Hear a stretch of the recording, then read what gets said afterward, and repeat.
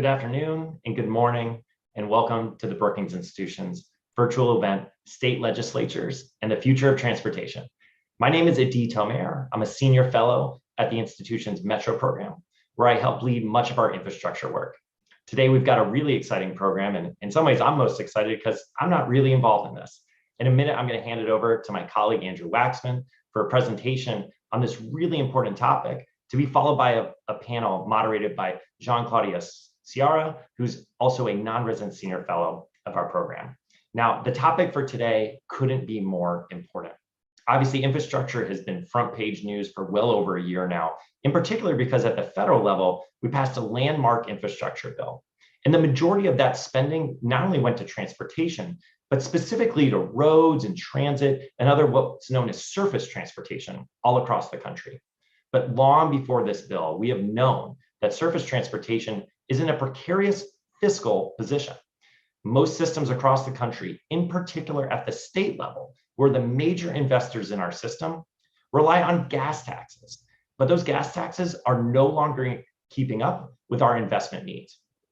Now, where all of this comes to play in real time is oftentimes in state capitals, where legislators on both sides of the aisle have to deal with this precarious fiscal position going forward, and the tough act of making sure that our roads and transit systems are still moving, yet doing so with potentially new sources of money. And again, that's what makes our conversation today genuinely intriguing and exciting. What are state actors going to do about this situation? So with that, I'm going to hand it over to my colleague, Andrew Waxman, who's an assistant professor at the School of Public Affairs at UT Austin, to start the presentation in more detail. Thanks, Andrew. The floor is yours. Thanks, Adi. Fantastic introduction. Welcome, everyone. Thanks for joining us this morning or afternoon, depending upon where you are watching from. I'm going to briefly present an overview of a research initiative done at the University of Texas at Austin. With myself, I am an assistant professor at the LBJ School of Public Affairs. I'm an economist and public policy faculty member, and jointly with my co-author and colleague and co-panelist today, Jean-Claudia Ciara, who is an associate professor, soon to be associate professor at the School of Architecture and part of the urban and regional planning city and regional planning program at the University of Texas at Austin in the School of Architecture. So the focus of our research is trying to understand fiscal opportunities and challenges in the context of transportation in state legislatures. And part of the impetus for this is to understand how this intersects with energy transitions and a broader shifting energy landscape.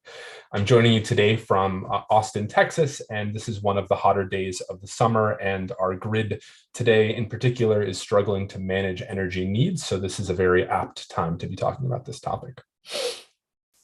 So first point to make is just that states are a key part of the transportation policy ecosystem. On the graph here on the left, you see the division in terms of jurisdictional sort of ownership of US roads and streets between counties, which are the majority, they're in yellow at 44%, states, which are at 19.6%, and then some other form of city, municipal or other local road ownership, and 3% are federal. So while we often think of highways as being interstates and perhaps managed by the feds, it's actually a collaboration of different forms of government, and a major part of that is the states. On the fiscal side, as you can see on the graph on the right here, revenues are by and large collected largely by state and local governments. The federal government bringing in around a quarter of total revenues. It's evolved over time. As Adi mentioned, a substantial portion of these revenues come from motor fuels taxes on gasoline and diesel. And as we see the price of gasoline rise in recent events, this has important implications for thinking about both the revenues generated by these taxes, as well as the burden that those taxes impose on taxpayers and those using the roads.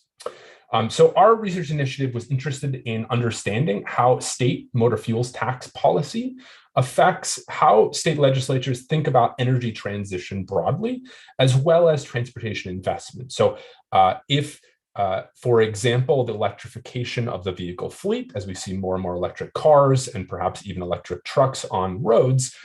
We're talking about transition away from gasoline-based energy and towards electricity-based energy, which lowers the revenue base for states and the federal government to pay for transportation infrastructure, and requires changes in thinking about how we pay for those infrastructure investments. Second, we were interested in how lawmakers themselves perceive transition and how this impacts the process of agenda setting and prioritizing infrastructure finance itself. And lastly, we're interested in thinking about how they perceive that process of agenda setting. So what types of transportation and transportation finance topics get highest priorities, and how does that materialize in legislation? And the background of this is thinking about these tensions in terms of energy transition and paying for infrastructure and how they affect that agenda setting process.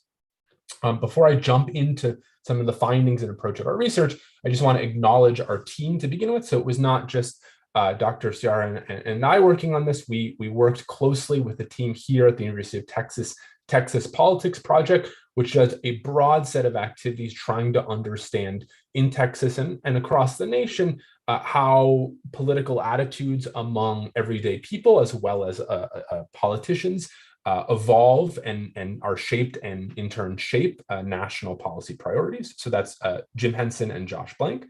And also, we wouldn't have been able to do this without the support of the National Conference of State Legislators, and in particular, I want to give the thanks to Doug Schinkel, who helped us to leverage the influence and the importance that NCSL has among this group of lawmakers.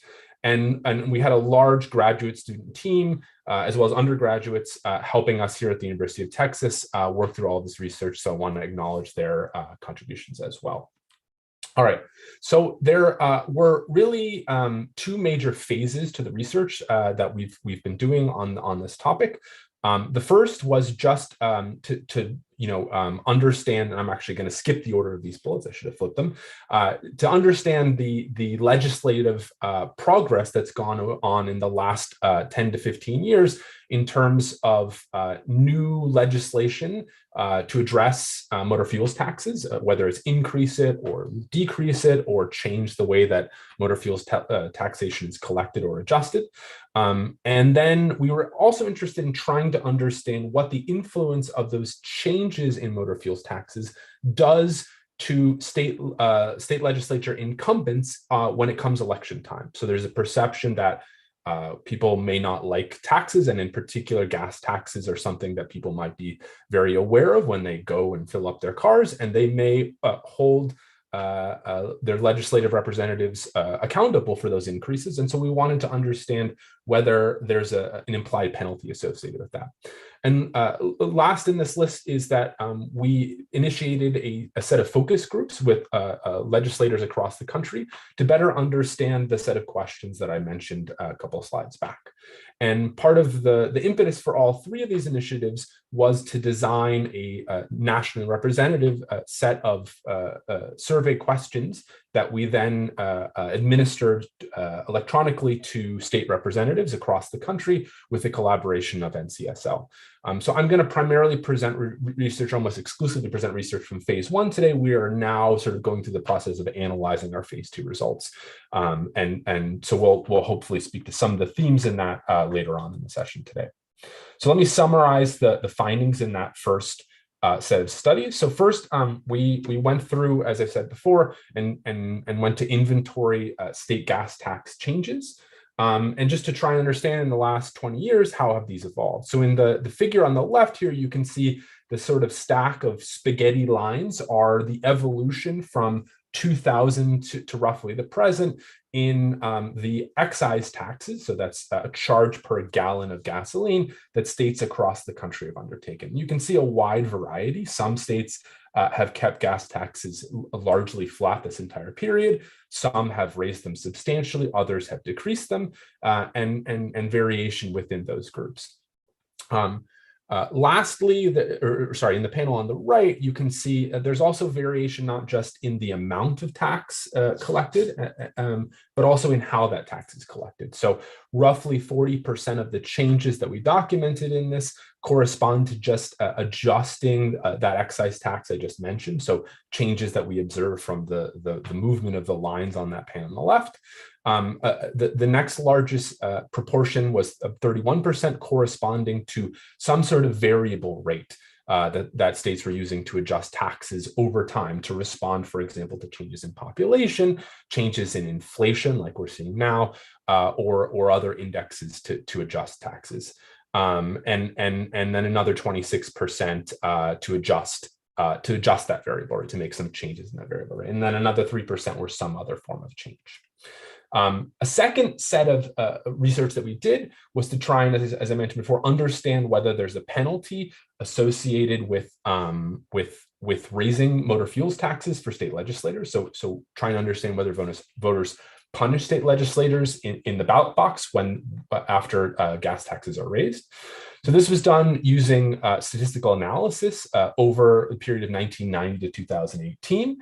So we collected data on the returns from state legislative elections every time they were done. We had a full sample based in part on the data that you just saw of changes in motor fuels taxes. And then we controlled for a whole host of other things as part of the statistical analysis. And we find that a 10% increase in the tax rate on motor fuels tends to reduce the incumbent vote share. So that's a state legislator who had been in office when that tax increase happened, their vote share, the share of people voting for them for re-election, decreases by 2%. So we notice a small but meaningful penalty associated with a motor fuels tax increase.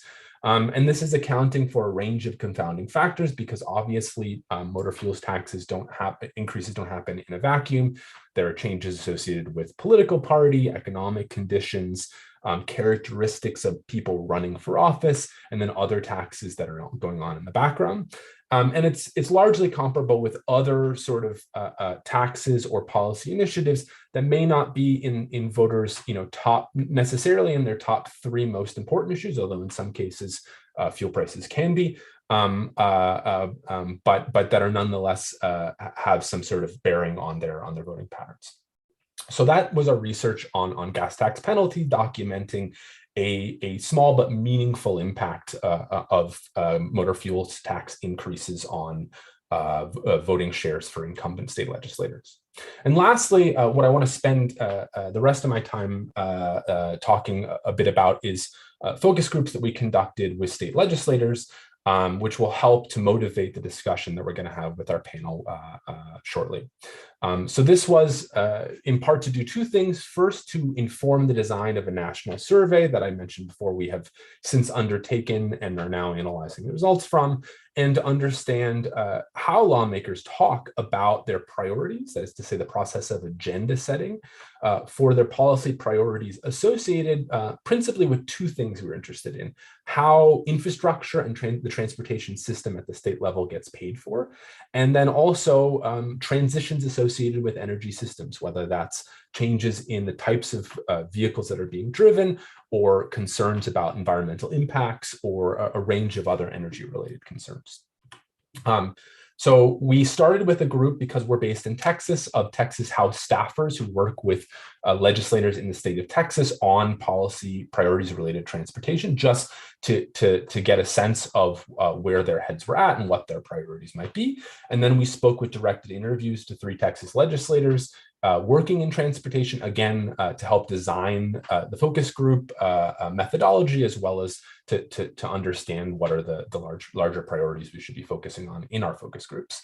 We conducted 5 focus groups last year with 23 state legislators who were working in some form, whether that's sitting on a committee, chairing a committee, vice chairing a committee in transportation from around the nation. And this is a table that sort of summarizes how we tried to distribute the participants so that we could get a representative enough share of states. We didn't have enough slots to get all 50 states in here. And as you can see, in the case of Utah, Washington, and Hawaii, we even had, in some cases, more than one representative from a single state participating in a focus group. But we were interested in spreading across states that have more or less urbanized populations, as indicated by the column on the left here, with the darker colors corresponding to states that have a higher share of their population in more urbanized areas, and lighter colors in a larger share in less urbanized areas. Also states where, again, based upon that analysis that I mentioned earlier, there had been more or less changes in gas taxes over the preceding 20 years. And lastly, we used a database from the US Department of Energy, which characterizes sort of innovative energy policies, particularly around carbon or energy transition across state legislatures, and use this to identify states that were from a legislative or policy perspective, more or less ambitious in terms of the number of bills or regulations passed.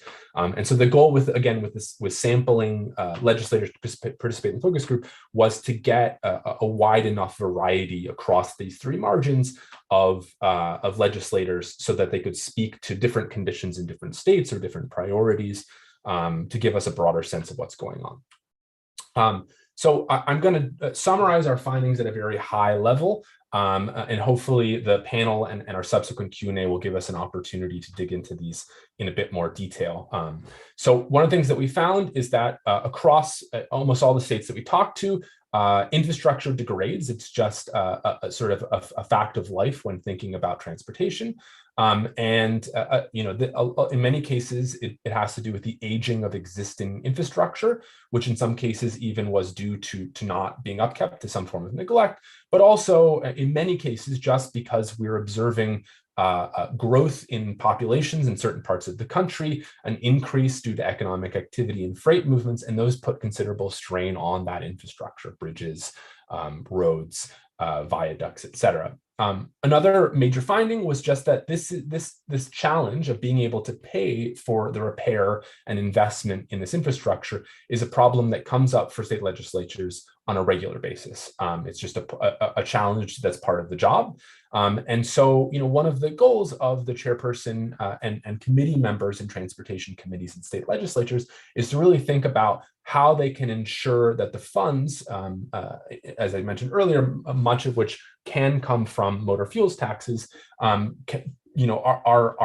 protected in a way that continues to pay to protect and invest in that infrastructure, but that ensuring that those revenues come in and cover those costs of the infrastructure makes it challenging to extend one's focus to other topics and other more innovative policies, some of which we'll talk about in a second. In some cases, we do observe states making building those metaphorical bridges to engage in those new innovative policies, but it makes it challenging. And lastly, the consensus was that this funding challenge is structural in the sense that it is defined in part by sort of the rules of the game, how state legislatures need to raise money, how infrastructure is paid for. And so the system kind of creates some of these challenges. And lastly, another common consensus for the reasons that I mentioned earlier is that motor fuels taxes at some point in the future are going to be unable to cover all of the transportation investment needs that states have because of this challenge with the tax base declining, because an increasing share of the vehicle fleet is becoming electrified, or also just changing driving patterns are meaning that the revenue base associated with these taxes is not growing at the level at which investment needs in transportation infrastructure is. And lastly, another reason is just that states are not always able to raise the rates of those taxes because, as I mentioned earlier, there is a political cost to, and their constituents often are not happy about tax increases, and so there's a tension there in being able to raise enough revenue from them when there's pressure to not increase those tax rates. Lawmakers also shared an awareness of potential solutions, and we'll try to dig into these in a bit. This includes charging for vehicle use on roads. It includes, in some cases, building additional toll roads, managed lanes like express lanes, fees to pay when someone buys an electric vehicle or when they're registering an electric vehicle to cover some of the infrastructure costs they're no longer paying because an electric vehicle is no longer a driver is not consuming gasoline, or even in some cases taxing electric charging stations. There was an agreement that the long-term solution must involve electric vehicles paying for infrastructure in some way, but there's a challenge in trying to think about what is the right way to do that. The policy innovation is uneven among states for a variety of reasons, but key stakeholders, private sector partners, other forms of government, they can help to make or break funding policy initiatives to make things happen.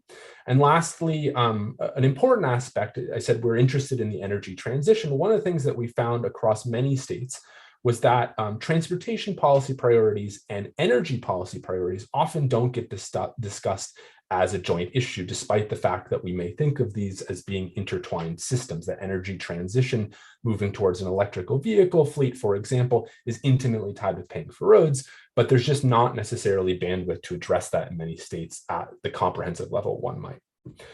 So there's a host of themes sort of within the idea of agenda setting, including how issues are prioritized, what solutions are available, and what sources of information were found. And I want to finish up just by touching on a few sort of state-specific contexts. So some states did have innovative policies, including pilot programs trying out vehicle usage fees. In other states, there's sort of a business community that's interested in moving, having roads and mobility active. And in some cases, that means that they are a key partner for state legislatures in supporting tax increases to pay for roads and infrastructure. In other states, that's less of a feature. And as a result, they may not be able to increase taxes the way that they might want to. And lastly, I'll mention Florida, since we have a senator from Florida on our panel. They have a wide range of road usage fees and options. And there was some understanding as part of focus groups that this comes out of some of the unique history of Florida in terms of the way that they have historically raised revenues through tolls. So I'll stop there. I'm going to stop sharing screen and hand it over to my co-author and collaborator, Jean-Claudia Ciara, who is going to moderate our panel. That's the next portion of this event. Thank you, Andrew. That was a really phenomenal overview of a lot of dense information and research findings. I'd like to now invite our panel of speakers to turn on their microphones and their cameras and to join me on the screen. Wonderful. Senator Brandes, if you would join us on the screen.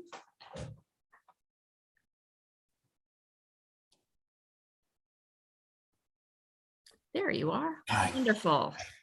All righty. Well, I'm Jean-Claudia Ciara.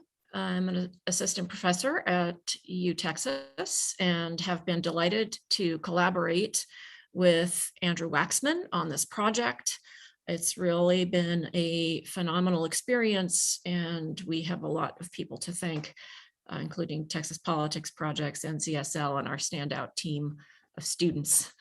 I'd like to shift to this next portion and turn the spotlight on the incredible set of state legislators who have been working closely in this domain, have been really energetic in thinking about transportation issues and some of the funding challenges that Andrew has described in this environment of energy transition. So I'm going to introduce each of our panelists briefly and then turn to a moderated discussion. I know we're all eager to hear from these lawmakers who really have been in the trenches, so to speak, thinking about these issues. So I'll go in alphabetical order. First, we have Senator Jeff Brandes, who was elected to the Florida House of Representatives in 2010. And in 2012, he successfully ran for the state Senate, where he continues to serve Pinellas County District 24 in the Tampa Bay region. And he's taken the lead on several pieces of legislation addressing transportation and technology. Next, we have Representative Susan Mclean, who is a fifth-generation Oregonian who spent a long career as a teacher before running for election as counselor on Portland's Metro regional government in 1990. Significant responsibilities there for transportation at Metro. She served on Metro Council for 4 terms and now represents Oregon's 29th House District, where she focuses on land use and planning, transportation, and solid waste. And finally, we have Senator Faith Winters, who was elected in 2018 to the Colorado State Senate, representing District 24 in Adams County, just north of Denver, and part of the larger Denver, Aurora, Lakewood region. She previously served in the Colorado House of Representatives from 2014 to 19 for District 35. And she currently is chair of the Senate Transportation and Energy Committee and a member of the Finance Committee. So thanks to all of you for taking the time with us this afternoon. I'd like to start off with asking you to take turns and give us your reactions to some of the findings that Dr. Waxman shared. So you all are in a tough spot. You have constituents to respond to. You have an in-depth understanding of this terrain and how difficult it is. What from what you heard from Dr. Waxman sort of really struck home and made you say, yeah. Maybe we could, either, somebody leap in first, or I could go in alpha order. I'm willing to go first on that one, All because right. when you made that statement, the first thing I thought was, well, there was one I was really shocked with, and it was your last one about transportation and energy not being discussed together. I think that might be an old time response if you're from Oregon, but it's certainly not the response that you're getting now from across the nation, if not the globe. And we talk about transportation and energy, and we talk about transportation and climate, and we talk about transportation and alternative energy sources all the time. And that's why we believe that the future of transportation is going to be more multimodal. It's going to be cleaner, and it's going to be safer.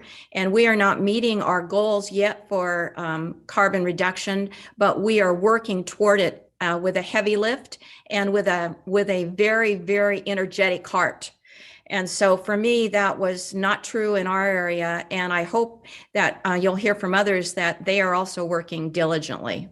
Okay, thank you for that perspective. One of the limitations of focus groups is that you cannot capture all of the diversity of environments. And so it was good to hear that sort of pushback from you, Representative Mclean. Thank you. Others, Senator Brandis, you have your mic on. Yeah, I'll play off that. I think if you look at Florida, we have a transportation committee, and we have a regulated industries committee, which includes utilities, and rarely do the two meet. I think in the short term, you're seeing these conversations go on independently, where we have transportation conversations, we have energy conversations, at least in our state. Over time, I think those will merge together more. But I think because EVs represent such a small percentage of the vehicles on Florida's roads, while we're the second largest state with electric vehicles, obviously we have 22 million people and 150 million tourists every year. So it's a very small percentage overall of the entire fleet. It isn't showing up yet at scale to where those conversations are beginning to happen at the same time. But they are independently happening, mostly through the regulated utilities that Florida has. They're kind of driving that conversation. But Florida's a growth state, so largely the larger growth of electric vehicles just gets encapsulated in the larger growth of 700 people moving to Florida every day. Thank you. I may like to come back to that issue of the committees and what role does committee structure play here. Senator Winter. Yes, I'll start with that a little bit because I am Chair of Transportation and Energy. So we actually in the Colorado Senate look at these issues as integral. And I think from Andrew Waxman's findings, the key word for me was future, because we have seen that relying on a gas tax is not sustainable for a whole variety of reasons. And so we passed a landmark bill in Colorado that both look to future-proof how we're funding transportation, but also what we're spending that funding on. And so when you look at how we're funding transportation, we know that the gas tax is not a sustainable force. And in Colorado, we had not increased it since 1991. So we did add a fee to the gas pricing, but we also added fees to how we are using the roads currently right now. So right now I am sitting in suburban Denver, and I'm a mom with 2 kids, which means I do plenty of Amazon packages. I order school supplies on Amazon. I order DoorDash and Grubhub when I'm too busy. And I never get in my car to do that. I never actually pay the gas tax to make sure that I have good roads that's bringing me the supplies and goods to my suburban home that I need. And so we started making sure that we were adding fees, not just to electric vehicles, but to how we are actually using the roads. And we're using the roads through deliveries and TNCs, things like Uber and Lyft.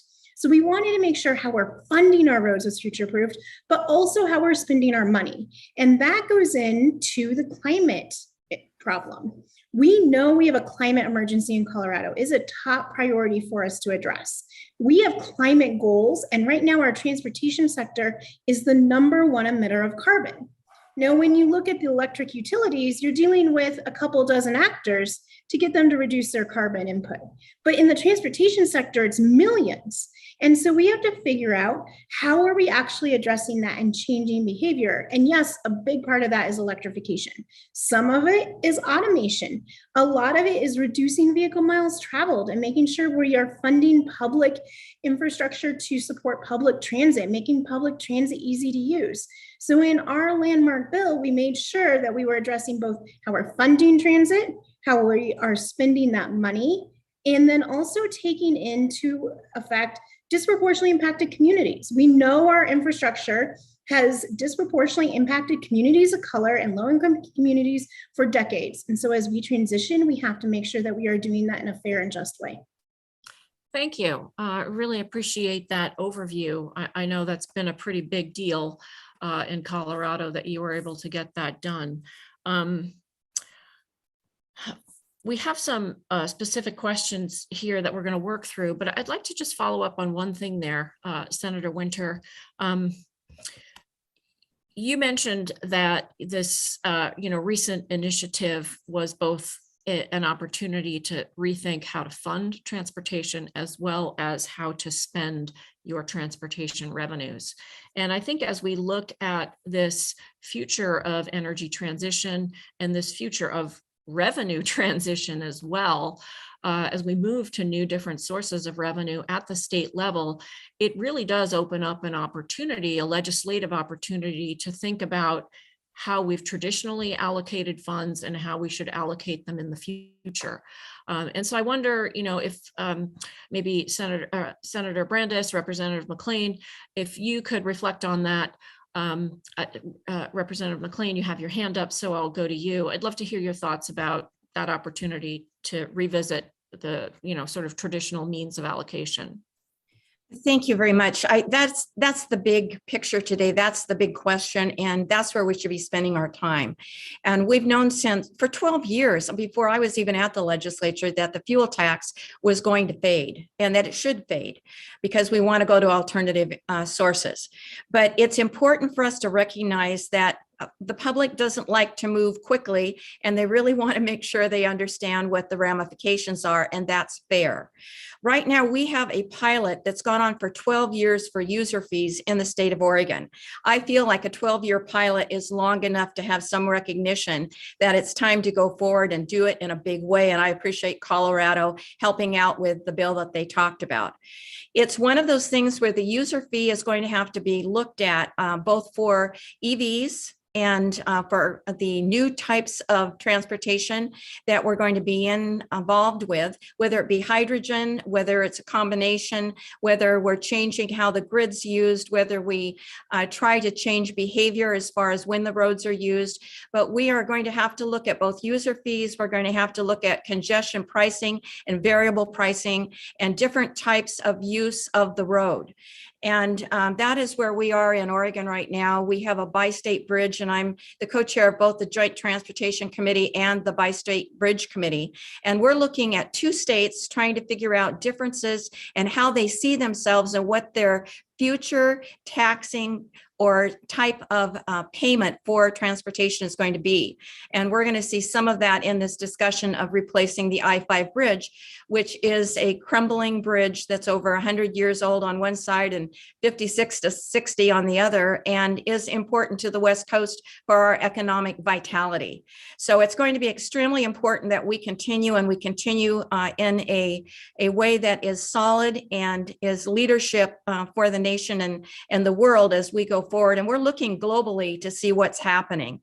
The type of congestion pricing you can do, the type of tolling you can do, and protect our low-income families and protect our BIPOC families is really important. I could talk about this for an hour, and I hope you'll have a second hour where you'll talk only about this, because I'll be back. Okay, thank you. Senator Brandes. Well, I think we've got to break this problem up. You've got a short-term problem, and then you've got a longer-term problem. I think any discussion about mileage-based user fees is really the longer-term problem. And while I would support mileage-based user fees, effectively, that's what a gas tax is. It's a user fee, right? If you don't drive the car, you don't buy gas, you don't pay the fee.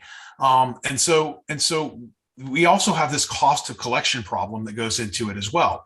Today, we don't collect from individual gas pumps and gas stations, or frankly, individual car owners. We collect from distributors who then collect. So the cost of the state of collecting a gas tax is extremely low compared to going out and trying to find 15 million Floridians and probably another 15 or 30 million tourists at any one time and try to collect the gas tax on the rental cars and the personal cars, where I have to chip every car, or I have to teach some type, trust them for their mileage, or they have to come into a station and get their mileage checked every year, and then I send them a separate bill. I mean, we get into really complicated questions about personal privacy, how much the government's going to track us, everything else. In the longer term, I think in the shorter term, the best way for states to handle this is to simply add a fee for electric vehicles on top of their registration that is moving towards being comparable with the gas tax. So in Florida, that's about $190 would be the gas tax that an average vehicle pays in the state. But I think it's important that you establish a fee, not that it be perfectly parity up front, because I think it would be kind of a sticker shock to just go in the next day and have to pay, for a year registration, have to pay an additional $190. But I think moving people in that direction in the short term, I think really that's the solution until about 2030. And then 2030 and beyond, we're going to see a lot more ability to get the data out of these vehicles. And frankly, I think there's going to be third-party providers that pop up that will allow us to have that cost of collection continue to be very, very low. And there'll be a middleman between where I'm driving and what the government knows about me. So I'm glad that you put a number out there, 2030, as kind of the time horizon you see for using these interim measures like EV fees, as a way to bring in revenue in the short term, but also be thinking about the long-term restructuring of revenue sources. I feel like that, this is, there's a short-term situation and then a longer term, that argument has been out there for a really long time. And it's important to put some numbers on, well, when are we going to shift? We know it's going to be tough, but when are we going to do it? Yeah, I mean, I think it's going to be the start of the shift. It's not going to be the shift. Listen, people are still going to be driving around in their 2007 Toyota Corollas. The technology is just not going to be in those vehicles. And is the government going to force them to chip the vehicles? Or are we going to have this kind of dual system where certain people pay the gas tax and other people who drive EVs or other vehicles that are not gas powered pay an additional separate fee to kind of encapsulate what they would have paid similar to the gas tax? I think that's how states have to think about it in the short term. And then, a decade from now, some future legislature will have to wrestle the bear of a problem of the privacy issues and everything that goes along with the mileage-based user fee. Well, I feel like that was kind of part of the some of the takeaways of the National Revenue Revenue Commissions that were impaneled, in the late aughts, and we're moving slowly. Senator Winter, I'm going to jump in here. So a couple things. I feel really strongly that instead of talking about vehicle miles traveled, we need to talk about road usage fees. One of the reasons that's really important in Colorado is that if rural places probably drive more mileage, but if you're in an urban area, you're probably spending more time on the road. So who's to say that how you're calculating what you pay for should be based on miles only, right? And that's really important to our agricultural community and rural community. And it takes us back to what is our use of the roads. We use roads in very different ways that we didn't even think was possible 10 years ago. I've been working on public transportation for a long time, and the last mile traveled has always been a hurdle. And then we started having TNCs like Uber and Lyft, right? And I talked about delivery fees on Amazon and Uber and DoorDash and Grubhub. And so we're not waiting in Colorado until 2030. We're actually taking that on. And the reason that our bill worked is we asked everyone that relied on the roads to pay in a little bit more because our roads are falling apart. So if you are a company that relies on good roads to deliver services, we're asking you to pay in a little bit more. If you're a passenger that's relying on good roads to get something delivered to you or to ride in a TNC, we're asking you to pay a little more. We also asked the legislature to pay a little more in as well. So we did a general fund commitment as well. So we went out to all the stakeholders. We had 137 stakeholder meetings and said, okay, everyone's in agreement that we need better infrastructure, whether you are the most progressive climate activist that you have that wants more public transit and electrification of the whole system, or you're the Chamber of Commerce and you want to make sure that you can deliver your goods safely and securely and efficiently to your consumers. And so the bill wasn't perfect for everyone, but what we did is we brought everyone in, including our general fund, and we started collecting those fees this year. And so we understand that the future of transportation has already changed and we are already behind, and we are now working on catching up. Thank you. That's really notable to hear about the range of road users that you targeted and engaged with on that initiative, different from, say, just looking at an EV fee as a way to kind of deal with some of the challenges that are existing, but really thinking more broadly about how road usage is changing and the set of users are evolving. I'd like to shift and ask if you could think about this, this policy arena where we're looking at a new future in transportation where the vehicle fleet's evolving.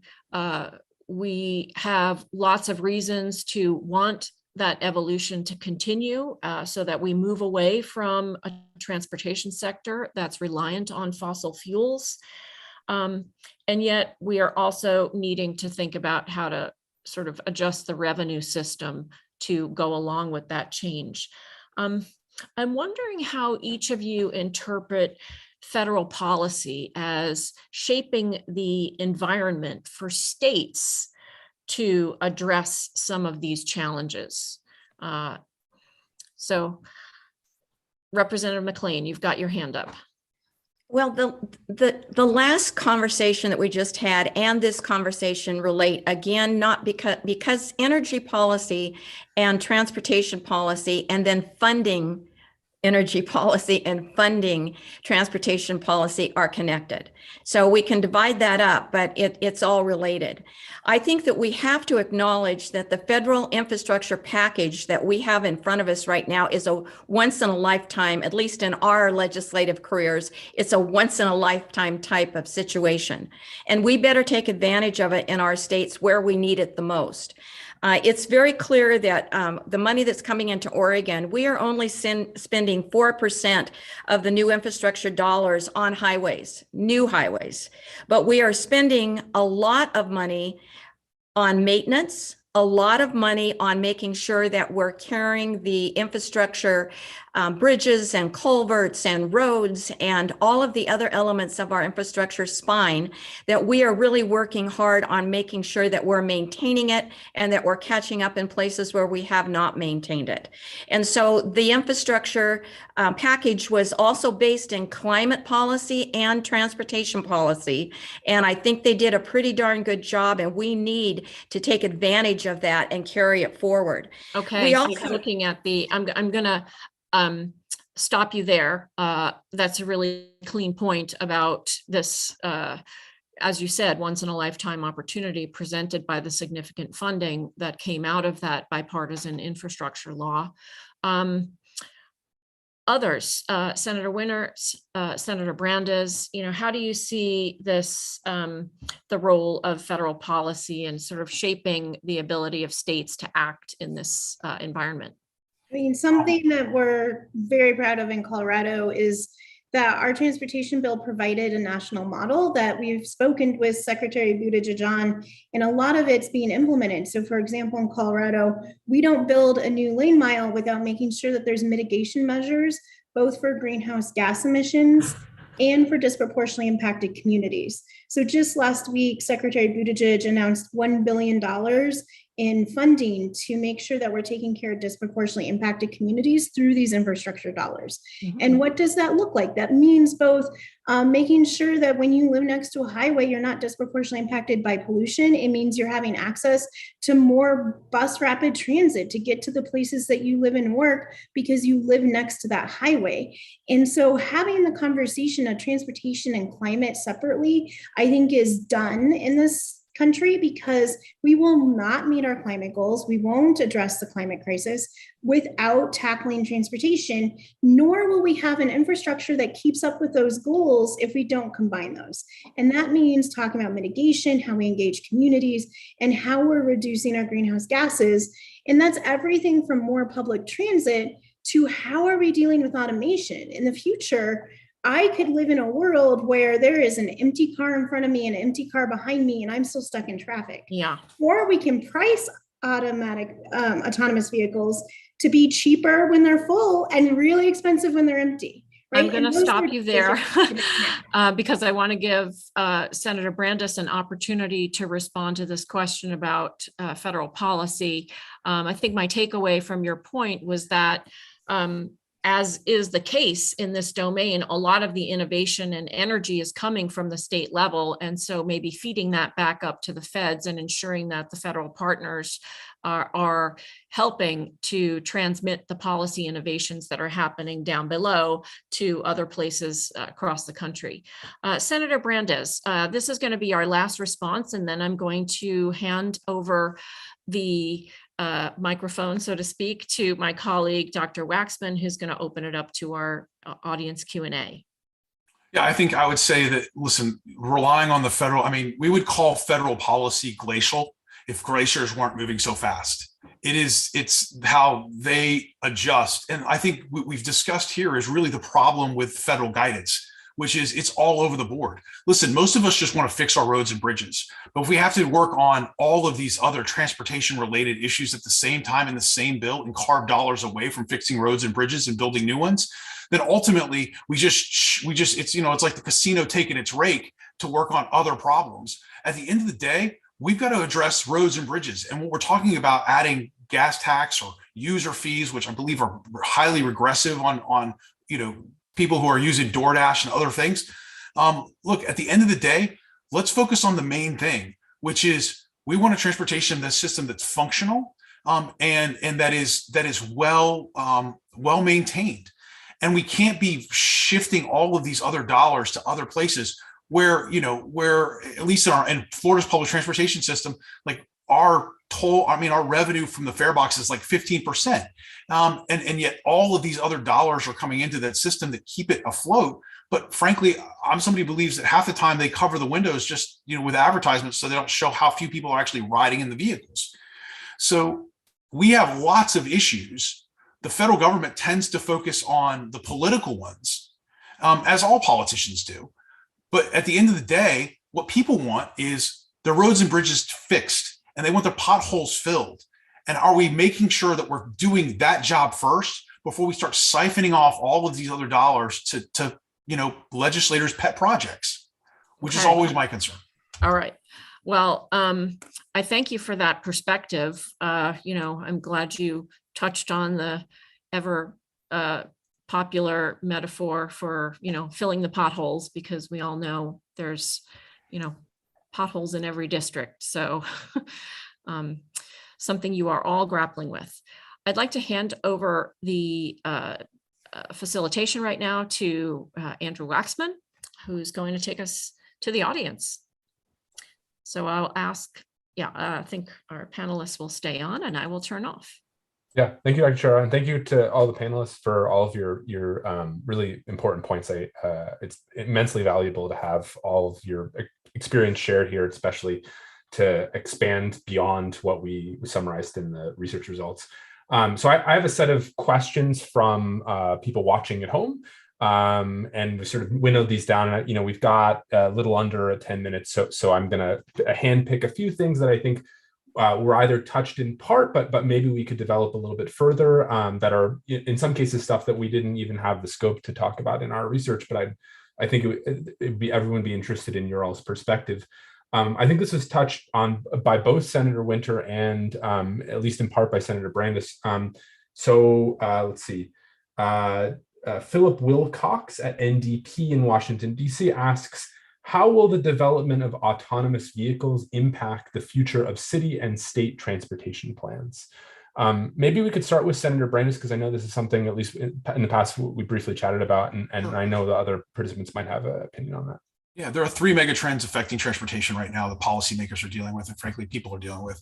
The world is getting more shared. We see this with the rise of Uber and Lyft. It's getting more electric, and it's getting more automated. If we break these into decades, 2010 to 2020 was the decade of the shared economy. 2020 to 2030 will be the decade of electrification. And 2030 and beyond will really be the decade of autonomy. And as these kind of Venn diagram kind of creates, as they merge, it makes sense for shared vehicles to be electric and electric vehicles to be automated.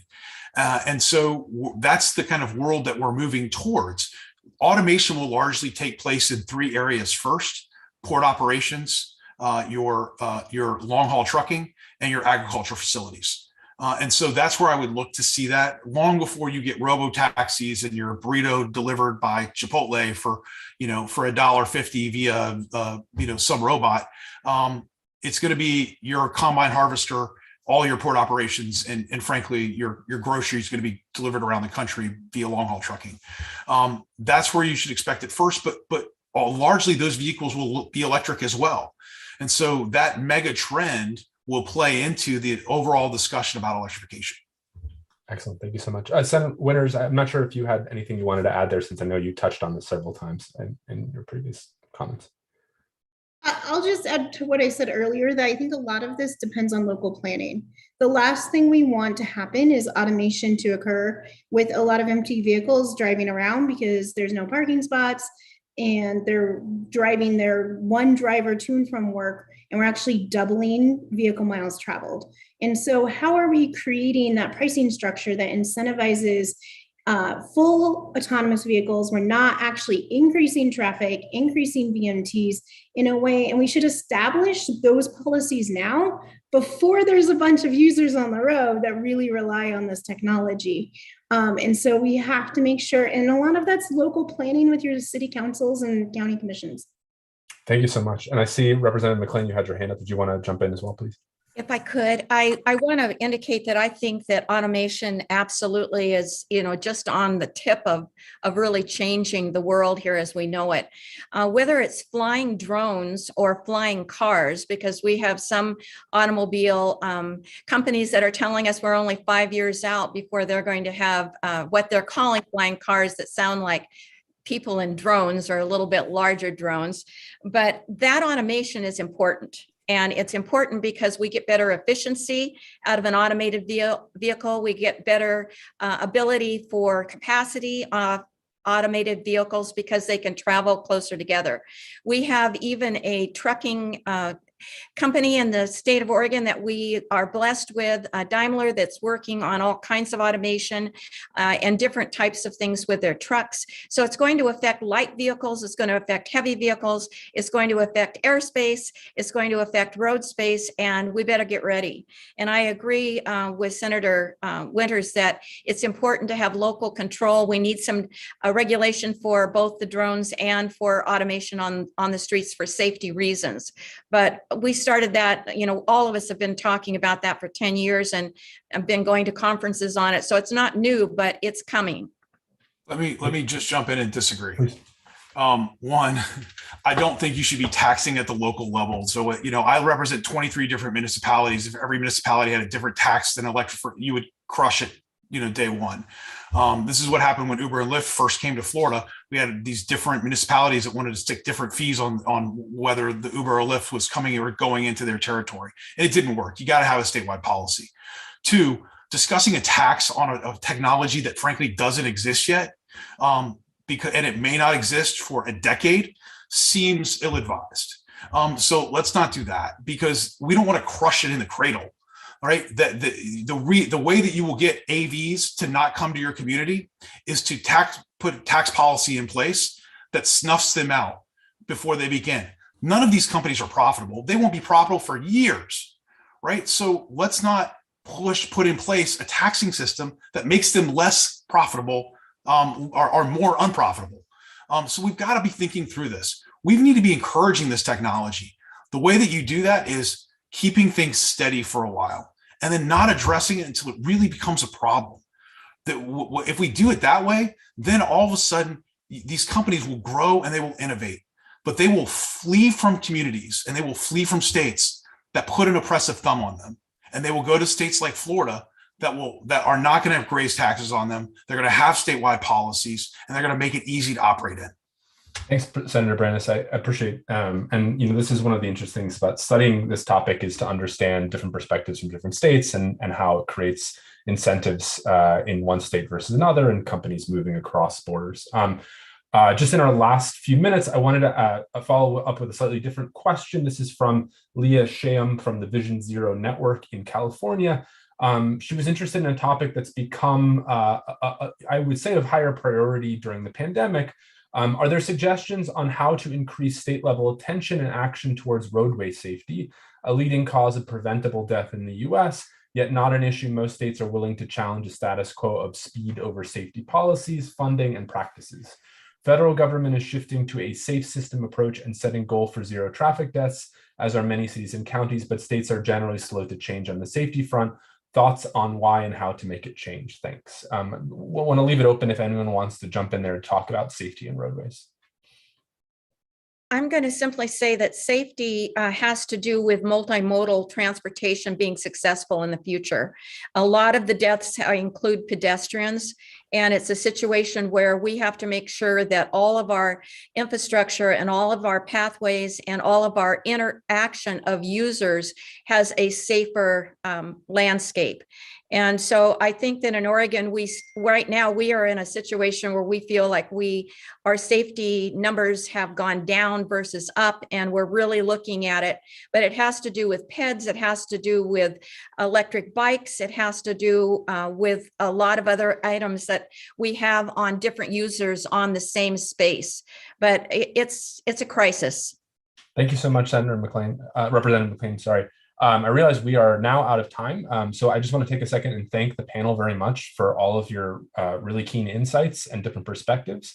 I'm now going to hand over back to Dee Tomer, who's going to wrap us up. And if I could ask that you turn off your cameras and mics for the wrap up, please. Yeah, thank you, Andrew. And a huge thanks to our elected legislators here today. I think the biggest single takeaway I have from this panel is we have a lot more to talk about, and there are a lot more details that folks need to go through. This crisis is not going to be solved today. It's also not going to make front page news, right? This is in the weeds. But these are the kinds of existential investment questions that we need to be asking all across the country. And our future really depends on it, not only from in terms of environmental sustainability, but in terms of asset quality too. So again, I want to thank the legislators, Professor Ciara, Professor Waxman for being here, and for all of you tuning in. We will, of course, have more events around infrastructure issues, but continue to come back to the Brookings Institution for the regular IB drip of events, touching on the major issues facing the day. Thank you.